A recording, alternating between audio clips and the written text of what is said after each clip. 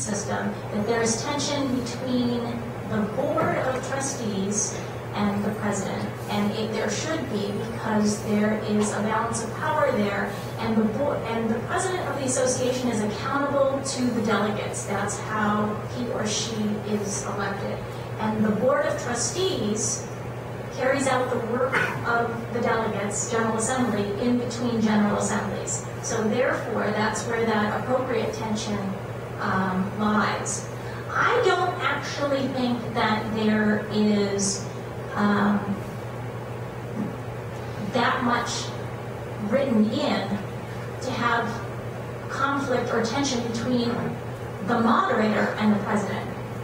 Because the moderator does not bridge or interact or intercede in that description of our governance between the president and the delegates.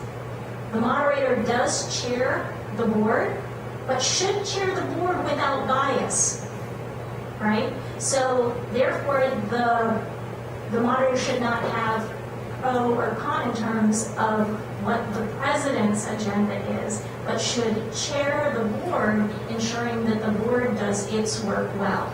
Does that make sense? It's a little nuanced, but I think that there are some things about the current shift in governance that has created some tension, but I think that most of it is about the change. Because when suddenly there's new rhythms and you're writing the dance as it goes, generally there's some toes that get stepped on, right? So that would be my answer.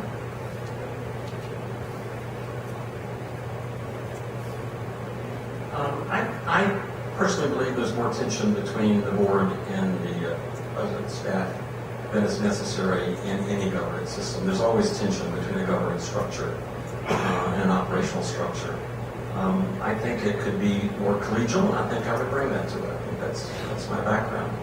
I think that our governance structure is basically sound policy governance, but I think as we've embraced it at the association level, it's much too legalistic. It's always interested me that we embraced a orthodox model of governance in an organization that presumed to be religious and liberal and welcoming. So I think it ought to look like shared ministry and a vital congregation.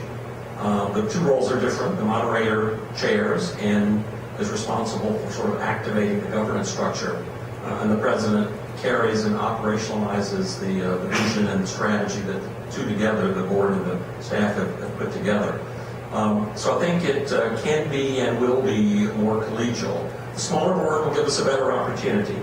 But my first activity would be to look at the 150 policies and say, really?